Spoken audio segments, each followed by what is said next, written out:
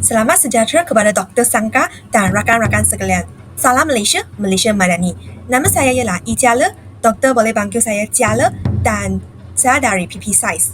Dan hari ini saya ingin membentangkan tentang isu-isu konflik semasa persempadanan dan tuntutan bertitik di Malaysia yang berkaitan tentang isu darat. Ini merupakan isi kandungan saya yang berkaitan tentang isu-isu konflik. Dan saya membahagikan isu kepada 3 bahagian.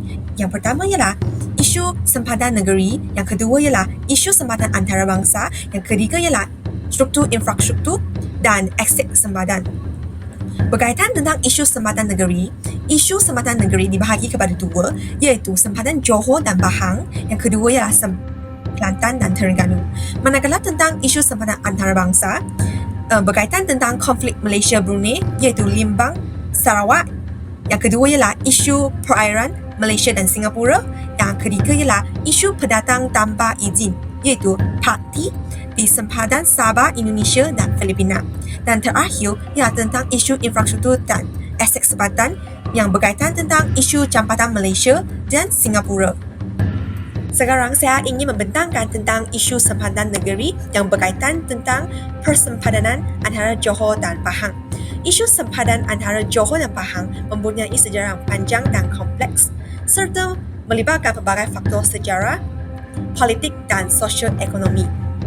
Pertikaian ini telah wujud sejak zaman Kesultanan Johor dan Bendahara Pahang di mana perubahan kuasa dan pengaruh menyebabkan ketidakjelasan dalam persempadanan wilayah. Dalam hal ini, Perang Saudara Pahang adalah berlaku pada tahun 1857 hingga 1863 dan perang ini adalah konflik yang berlaku di Pahang antara 2 buah bendahara yang bersaing untuk merebut kuasa selepas kemangkatan Bendahara Tun Ali pada tahun 1857.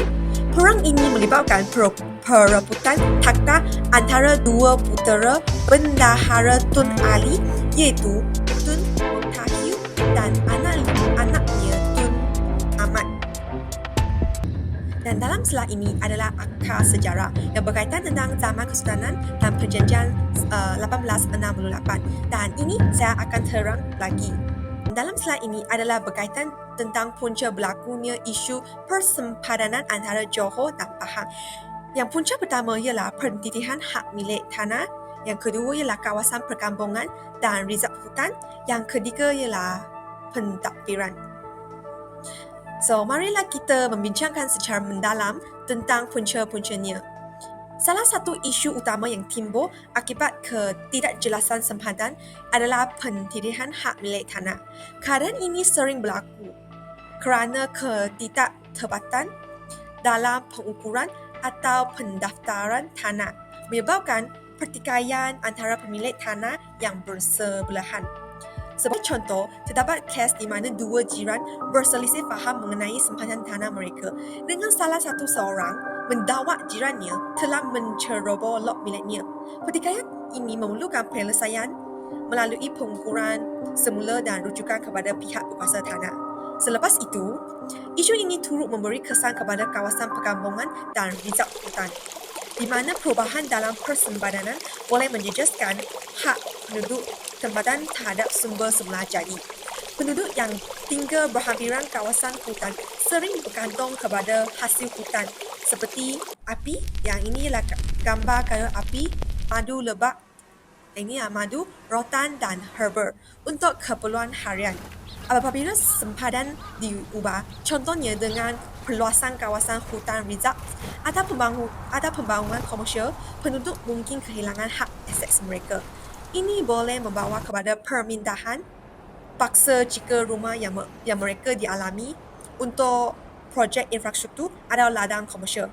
Selain itu, perubahan sempadan juga boleh menyebabkan konflik pemilihan rumah antara penduduk asal dan pihak berkuasa atau syarikat yang mendapat konsesi tanah. Keadaan ini turut berpotensi mengakibatkan kehilangan warisan budaya masyarakat peribumi dan penduduk luar bandar yang mempunyai hubungan erat dengan hutan dalam aspek perubahan tradisional dan kepercayaan. Dalam slide ini adalah berkaitan tentang proses penyelesaian terhadap isu persempadanan antara Johor dan Pahang. Terdapat dua langkah. Yang pertama ialah rundingan antara kerajaan negeri Johor dan Pahang.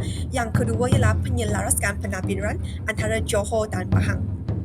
Bagi menyelesaikan masalah ini, terdapat satu perjanjian telah ditandatangani pada 1 September 1868 oleh Bendahara Wan Amat yang kemudian menjadi Sultan Pahang dan Sultan Abu Bakar dari Johor dengan Sri Henry Ott iaitu Gubernur Negeri-Negeri Selat yang bertindak sebagai saksi.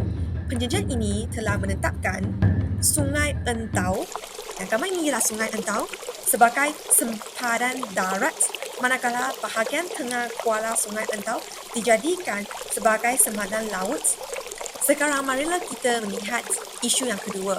Isu sempadan antara Kelantan dan Terengganu berpunca daripada beberapa faktor utama yang melibatkan aspek sejarah, hak pemilikan tanah dan pengagihan hasil sumber asli seperti minyak dan gas. Pertikaian ini berakar daripada sejarah persempadanan yang tidak jelas sejak zaman pemerintahan Kesultanan Melayu.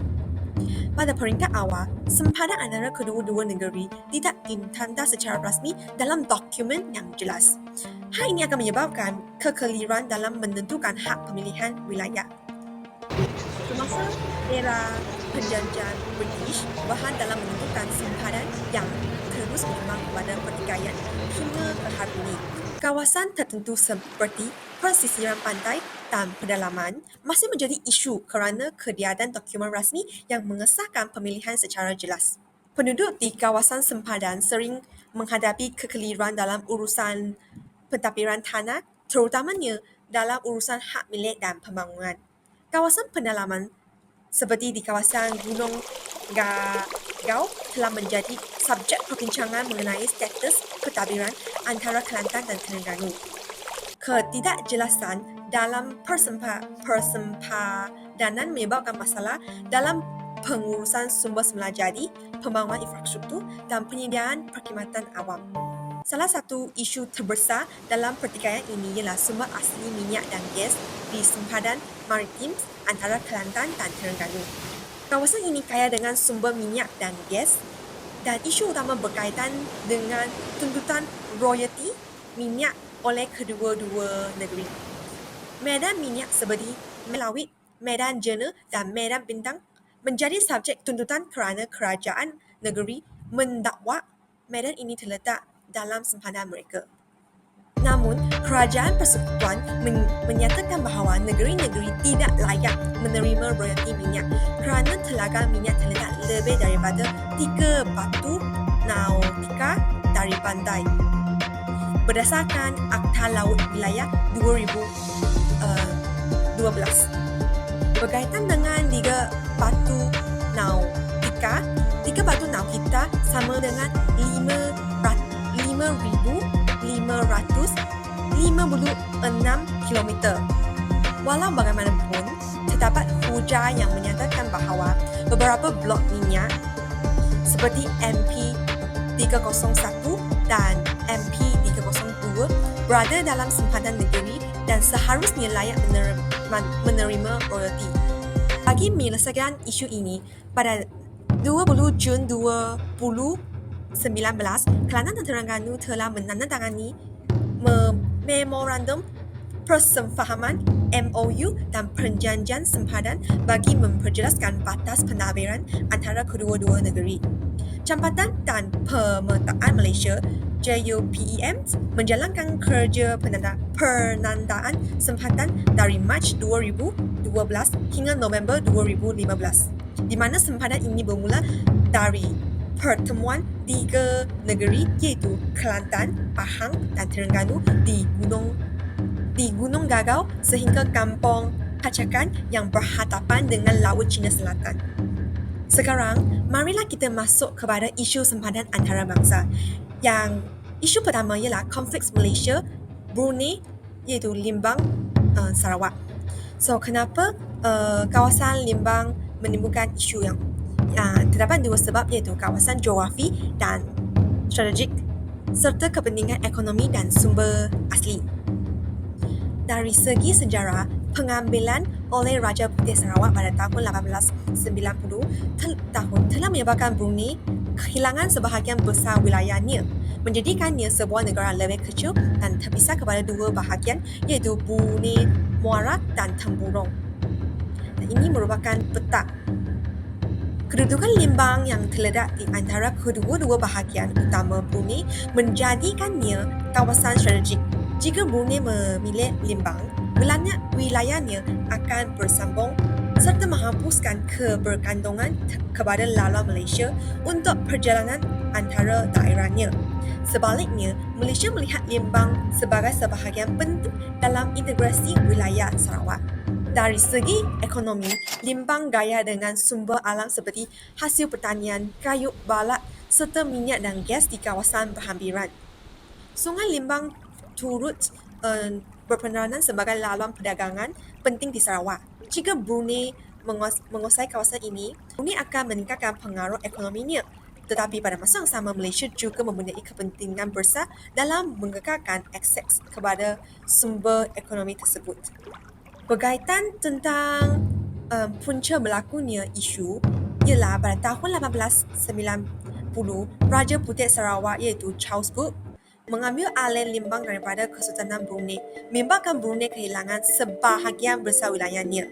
Walaupun Limbang telah menjadi sebahagian daripada Sarawak, Brunei masih menganggapnya Limbang ialah tanah asas mereka.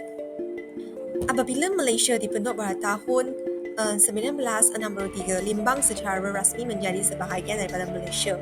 Namun Brunei yang memilih untuk tidak menyertai Malaysia tetap berpegang kepada tuntutannya dengan alasan Limbang adalah sebahagian daripada wilayah asas Brunei sebelum diambil oleh Raja Putih Sarawak. Bagi menyelesaikan konflik ini, terdapat dua proses penyelesaian. Yang pertama ialah rundingan persempadanan dan pengguguran tuntutan oleh Brunei. Dalam hal ini, Malaysia dan Brunei telah mengadakan beberapa rundingan bagi menyelesaikan tuntutan bertitik ini, termasuklah persempadanan laut dan darat. Perkembangan penting berlaku pada 16 Mac 2009 apabila Sultan Brunei, Sultan Hassanal Bolkiah dan Perdana Menteri Malaysia ketika itu, Datuk Seri Abdullah Ahmad Badawi menandatangani perjanjian yang dikenali sebagai Surat Pertukaran. Dalam perjanjian ini, Brunei secara rasmi menggugurkan tuntutannya ke atas Limbang, mengiktirafkannya sebagai sebahagian daripada Malaysia. Perjanjian ini juga menyelesaikan isu persempadanan laut, membolehkan Malaysia mendapat akses kepada laluan perairan di sekitar Brunei. Sekarang kita masuk kepada isu yang kemudian ialah isu perairan Malaysia Singapura iaitu isu Pulau Batu Putih. Punca ini saya akan terangkan lebih mendalam dengan slide yang seterusnya. Isu kedaulatan Pulau Batu Putih ada dikenali sebagai Pedra Banca, merupakan pertikaian antara Malaysia dan Singapura yang berlarutan sejak beberapa dekad. Pulau kecil ini terletak di pintu masuk timur selatan Singapura, menjadikannya strategik bagi kedua-dua negara. Pertikaian ini bermula pada tahun 1979 apabila Malaysia menerbitkan petak yang memasukkan Pulau Batu Putih sebahagian daripada wilayahnya di bawah kedaulatan Kesultanan Johor. Sebaliknya, Singapura menuntut kedaulatannya berdasarkan pengurusan dan pentadbiran berterusan pulau tersebut sejak abad ke-9, termasuklah pembinaan rumah api Horsburgh pada tahun 1851. Yang gambar ini menunjukkan tu rumah api Horsburgh yang di tepi itu kitchen.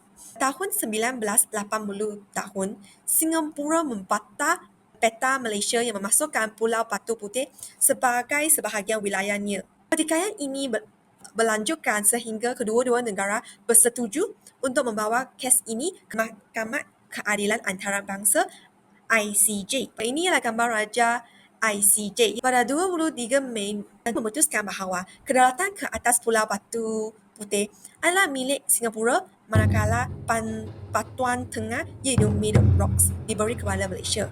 Status Tubul Selatan akan ditentukan berdasarkan perairan wilayah di mana ia terletak. ini ialah Pulau Batu Putih yang pertama, kedua ialah Middle Rocks yang diberi kepada Malaysia, yang ketiga ialah Seoul Ledge. Sekarang saya ingin masuk kepada isu sempadan antarabangsa kemudian, iaitu isu perdagang tanpa izin parti di sempadan Sabah, Indonesia dan Filipina. Inilah peta yang Sabah terletak berdekatan dengan Filipina dan Indonesia. Kedudukan geografi Sabah yang berdekatan dengan kedua-dua negara ini menjadikan destinasi utama bagi migrants tanpa izin. Majikan lebih cenderung mengaji parti kerana kos buruh lebih rendah berbanding pekerja sah. Ini merupakan contoh isu yang pernah berlaku di Sabah. Contohnya pencerobohan Lahad Datuk pada tahun 2013 di mana sekumpulan bersenjata dari selatan Filipina mendakwa sebagai waris Kesultanan Sulu telah menceroboh Lahad Datuk untuk menuntut Sabah sebagai sebahagian daripada wilayah mereka. Insiden ini mencetuskan pertempuran antara pihak berkuasa Malaysia dan pencerobohan, mengakibatkan kehilangan nyawa di kedua-dua belah pihak. Selain itu, terdapat banyak kes sindiket perdagangan manusia yang mengeksploitasikan parti, sama ada sebagai buruh paksa atau pekerja seks. Dalam beberapa operasi yang dijalankan oleh pihak berkuasa, mangsa yang diselamatkan seringkali ditipu dengan janjian pekerja tetapi akhirnya dipaksa bekerja dalam keadaan tidak berkemanusiaan. Dalam hal ini, kerajaan Malaysia telah mengambil pelbagai langkah untuk menangani masalah ini, termasuklah operasi pengusiran parti secara besar-besaran terutamanya di bandar-bandar utama seperti Tawau dan Sandakan. Yang ini ialah peta Sandakan dan Taiwan. Memperketat kawalan, kerajaan Malaysia telah melaksanakan beberapa langkah termasuk memperketat kawalan sempadan melalui penubuhan Eskom. Eskom bertanggungjawab untuk memperkukuhkan kawalan keselamatan di perairan timur Sabah dengan menjalankan rondangan laut dan darat bagi menghalang kemasukan parti. Sekarang, saya ingin membahaskan tentang isu infrastruktur dan akses sempatan yang berkaitan tentang isu jambatan Malaysia dan Singapura. Dan isu jambatan yang menghubungkan Malaysia dan Singapura telah menjadikan perdebatan sejak sekian lama, terutamanya berkaitan dengan cadangan pembinaan jambatan Bangkok bagi menggantikan tambak Johor yang dibina sejak tahun 1923. Tembok Johor sering dikritik kerana menyebabkan kesesakan lalu lintas dan menjadi penghalang kepada laluan kapal di Selat Tebrau. Malaysia mencadangkan pembinaan jambatan baru bagi meningkatkan aliran transit dan memudahkan pergerakan kapal maritim. Namun, cadangan ini menerima tendangan daripada Singapura atas alasan kos yang tinggi, kesan terhadap alam semula jadi, serta kepentingan strategik yang berkaitan dengan kawalan perairan. Salah satu contoh isu utama dalam konflik ini ialah cadangan jambatan Bangkok yang dikemukakan oleh Tun Dr. Mahathir Mohamad pada awal tahun 2000. Jambatan ini direka bentuk dalam bentuk melengkung bagi membolehkan kapal kecil melalui Selat Tebrau. Namun, Singapura menentang cadangan tersebut dan enggan menggantikan bahagian tambak Johor yang berada di wilayah mereka. Akibatnya, projek ini dibatalkan pada tahun 2006 kerana ketidaksefahaman antara kedua-dua negara. Selain itu, terdapat juga usaha lain untuk mengurangkan kesesakan di tambak Johor seperti pembinaan sistem transit rapid RTS Link, iaitu sistem rel yang menghubungkan Bukit Changga di Johor Bahru dengan Woodland di Singapura. Dalam proses penyelesaian isu ini, Malaysia dan Singapura akhirnya bersetuju untuk membatal cadangan jambatan Bangkok dan menubuhkan perhatian kepada projek lain seperti RTS Link yang lebih praktikal dan boleh diterima oleh kedua-dua pihak. Sekarang, kami sudah sampai kepada subtopik kedua, iaitu isu-isu ekonomi semasa dan implikasinya terhadap negara. Dan dalam subtopik ini, saya akan fokus kepada dua perkara, iaitu implikasi ekonomi terhadap pendapatan negara dan pendidikan, dan kedua ialah kempen beli barangan buatan Malaysia. Dalam slide ini, adalah berkaitan tentang implikasi ekonomi terhadap pendapatan negara dan pendidikan. Dan implikasi-implikasi ini saya akan terangkan secara teliti dalam slide kemudian. Sekarang saya akan terangkan kesan pertama ialah kesan pengurangan hasil cukai. Adakah doktor atau rakan-rakan tahu apakah maksud pengurangan hasil cukai? Pengurangan hasil cukai merujuk kepada penurunan jumlah kutipan cukai oleh kerajaan yang boleh berlaku akibat pelbagai faktor seperti kelembapan ekonomi, pengelakan cukai, pemberian insentif cukai yang berlebihan atau pertubuhan ekonomi bayangan yang tidak direkod secara rasmi. Situasi ini boleh memberikan kesan negatif terhadap kemampuan kerajaan untuk membiayai pembelajaran awam. Situasi ini boleh memberikan kesan negatif terhadap kemampuan kerajaan untuk membiayai pembelajaran awam, mengekalkan keseimbangan fiskal dan melaksanakan dasar pembangunan yang manfaat. Salah satu kesan utama pengurangan hasil cukai ialah dapat pengurangan pembelajaran awam. Hasil cukai merupakan sumber pendapatan utama kerajaan untuk membiayai sektor-sektor penting seperti pendidikan, kesihatan, keselamatan dan infrastruktur. Apabila hasil cukai berkurangan, kerajaan mungkin terpaksa mengurangkan peruntukan untuk perkhidmatan awam ini yang akhirnya boleh menjejaskan kualiti hidup rakyat. Selain itu, pengurangan hasil cukai juga boleh membawa kepada peningkatan defisit fiskal. Apakah maksud peningkatan defisit fiskal? Senang kata, peningkatan defisit fiskal bermaksud pengeluaran pemerintah lebih besar daripada pendapatannya sehingga hutang negara bertambah. Jika pembelajaran kerajaan melebihi hasil yang diperolehi, jurang fiskal akan menjadi lebih besar dan kerajaan mungkin perlu bergantung kepada pinjangan untuk menampung pembelajaran negara. Hutang negara yang semakin meningkat boleh menjejaskan kestabilan kewangan dalam jangka panjang serta mempengaruhi penarafan kredit negara dan meningkatkan kos pinjaman kerajaan. Dari segi kesan terhadap pertumbuhan ekonomi, pengurangan hasil cukai boleh menyebabkan kerajaan mengurangkan pembelajaran dalam projek pembangunan dan program rangsangan ekonomi. Ini boleh memperlahankan pertumbuhan sektor perniagaan serta meningkatkan kadar pengangguran akibat kurangnya pelabuhan dalam sektor-sektor produksi. Sekarang saya akan terangkan kesan kedua, iaitu ketidakstabilan mata wang. Ketidakstabilan mata wang merujuk kepada perubahan nilai mata wang yang tidak menentu akibat faktor seperti ketidakstabilan politik, perubahan dasar ekonomi dan kejutan luaran. Apabila mata wang tempatan melemah, kos import akan meningkat dan juga akan menyebabkan inflasi yang menekan harga barangan dan perkhidmatan.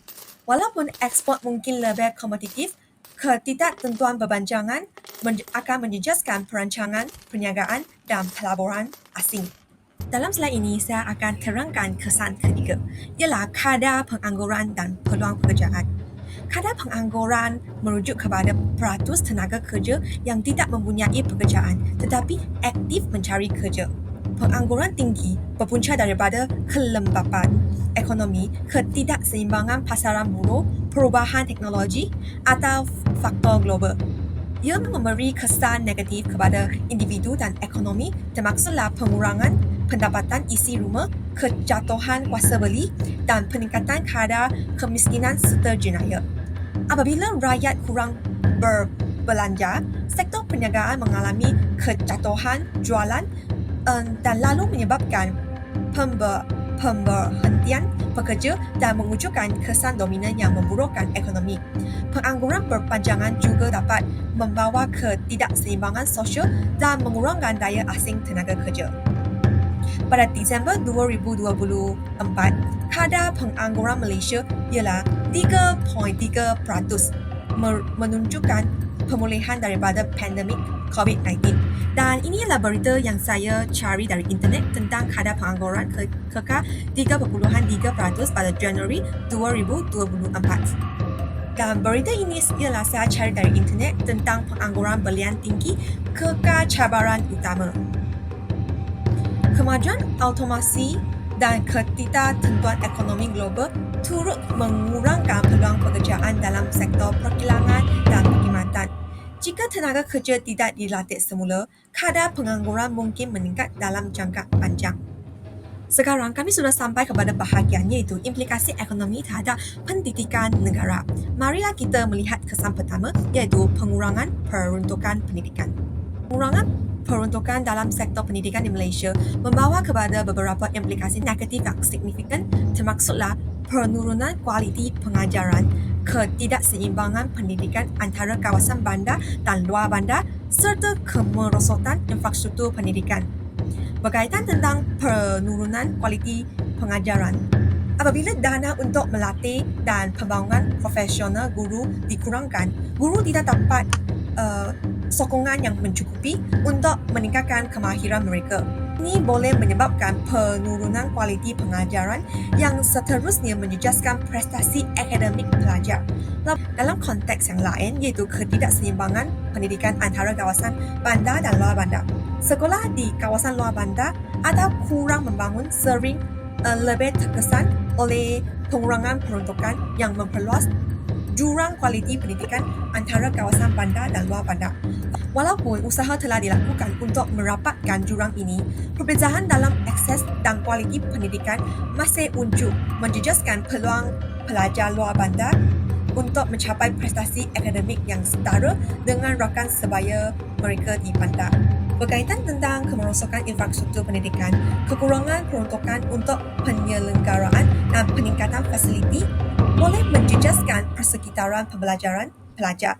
Dan berdasarkan laporan oleh Bank Dunia menunjukkan bahawa infrastruktur sekolah yang berkualiti membantu meningkatkan pencapaian pelajar. Kesan kedua terhadap pendidikan ialah migrasi bakat. Migrasi bakat merujuk kepada penghijrahan individu berpendidikan tinggi dan berkemahiran ke luar negara untuk peluang kerja yang lebih baik. Fenomena ini menjadi cabaran utama bagi Malaysia kerana kehilangan modal insan berharga yang boleh menjejaskan pembangunan ekonomi jangka panjang. Menurut Helen Cross, sekitar 1.86 juta rakyat Malaysia telah berhijrah dalam 5 dekad terakhir, mewakili 5.6% daripada populasi negara, lebih tinggi berbanding purata global 3.6%. Sektor kritikal seperti penjagaan kesihatan, teknologi maklumat dan kejuruteraan paling terkesan. Singapura, Australia, Amerika Syarikat dan United Kingdoms menjadi destinasi utama kerana gaji lebih tinggi dan peluang kerjaya lebih baik. Malaysia kehilangan sekurang-kurangnya 30 gradian perubahan terbaik ke Singapura setiap tahun yang menjejaskan sektor kesihatan tempatan. Marilah kita melihat kesan yang ketiga, ialah kesan psikososial dan kesihatan mental. Tekanan emosi yang dihadapi oleh keluarga juga dapat memberi kesan besar terhadap kesejahteraan psikososial dan kesihatan mental pelajar. Masalah kewangan boleh mencetuskan tekanan serius, mengganggu kestabilan emosi serta keseimbangan mental mereka. Pelajar mungkin terpaksa membantu keluarga secara kewangan atau mengurangkan pembelajaran pendidikan yang boleh menjejaskan motivasi dan meningkatkan kadar keciciran akademik. Tambahan pula, kesihatan mental yang terjejas boleh memberi impak kepada ekonomi negara dengan kehilangan modal insan dan peningkatan beban terhadap sistem kesihatan. Menyedari isu ini, laporan Pusat Kaunseling Universiti Putra Malaysia mengesahkan bahawa masalah kewangan sebagai faktor utama yang mempengaruhi kesihatan mental pelajar. Sampai ke slide ini, kami mengetahui bahawa kami sudah sampai ke subtopik yang terakhir, ialah kempen beli barangan buatan Malaysia, BBBM. Dan terdapat 3 perkara yang penting yang saya ingin fokuskan, iaitu BBBM, langkah pelaksanaan dan kelebihan membeli barangan buatan Malaysia. Kempen beli barang buatan Malaysia BBBM merupakan satu inisiatif kerajaan yang bertujuan untuk menggalakkan rakyat Malaysia membeli dan menyokong produk tempatan. Kempen ini pertama kali dilancarkan pada tahun 1984 sebagai sebahagian daripada usaha meningkatkan kesedaran pengguna terhadap kepentingan menyokong industri tempatan dan membantu pertumbuhan ekonomi negara. Dengan memberi keutamaan kepada barangan buatan Malaysia, kempen ini berusaha memastikan kelangsungan perusahawan kecil dan sederhana (PKS). Hal ini dapat mengurangkan kebergantungan kepada produk import serta memperkukuhkan daya saing industri tempatan di pasaran domestik dan global. Jadi, apakah maklumat kempen beli barangan buatan Malaysia? Salah satu maklumat utama kempen ini adalah untuk menyokong usahawan tempatan dengan meningkatkan jualan dan pendapatan serta syarikat tempatan dengan adanya pemindahan tinggi terhadap produk. Lebih banyak peluang dapat diwujudkan bagi syarikat tempatan untuk berkembang dan meningkatkan kapasiti pengeluaran mereka. Lain daripada itu, kempen ini juga bertujuan untuk meningkatkan kesedaran pengguna terhadap kualiti dan kelebihan produk buatan Malaysia. Ramai orang yang mempunyai tanggapan bahawa produk tempatan kurang berkualiti berbanding produk import. Sedangkan banyak syarikat tempatan kini menghasilkan produk yang setanding dengan jenama antarabangsa. Bak kata pepatah, duduk sama renta, berdiri sama tinggi. Oleh itu, melalui kempen ini, rakyat akan lebih dididik mengenai keunggulan produk tempatan dan keperluan untuk menyokong hasil keluaran negara sendiri. Berkaitan tentang langkah pelaksanaan kempen. Untuk memastikan keberkesanan kempen ini, kerajaan boleh melaksanakan pelbagai strategik dan inisiatif. Salah satu langkah utama ialah promosi di media masa. Iklan dan kempen kesedaran disiarkan melalui televisyen, radio, media masa dan akhbar bagi meningkatkan kesedaran pengguna mengenai kepentingan menyokong produk tempatan. Selain itu, kerajaan juga bekerjasama dengan peruncit dan pasar raya utama seperti Maidin dan Tesco untuk menandakan produk buatan Malaysia dengan logo khas. Ini memudahkan pengguna mengenali produk tempatan dan membuat pilihan yang lebih berinformasi ketika membeli pula. Kempen ini juga diperluaskan ke sekolah dan universiti melalui program pendidikan yang menekankan kepentingan menyokong produk tempatan. Dengan menerapkan kesedaran ini sejak usia muda, generasi bahagian global menghargai dan mendapat pengalaman buatan Malaysia. Dengan itu, membentuk budaya pembelian yang lebih patriotik. Selain itu, kerajaan turut memberi penekangan kepada sokongan digital dan e-dagang dengan mempromosikan produk tempatan melalui platform seperti Shopee, Lazada dan TikTok. Yang ini ialah logo ketiga yang platform yang tadi saya senaraikan, iaitu Shopee, TikTok dan Lazada. Dan akhirnya, apakah kelebihan membeli barang buatan Malaysia? Pertama, produk tempatan biasanya lebih berpatutan kerana kos pengangkutan dan cukai import lebih rendah berbanding produk luar negara. Ini membolehkan pengguna mendapat produk berkualiti tinggi pada harga yang lebih berbaloi. Memberi barangan tempatan juga membantu mengurangkan kebergantungan kepada produk import. Apabila rakyat lebih memilih produk tempatan Malaysia, negara dapat mengurangkan aliran keluar mata wang ke negara lain.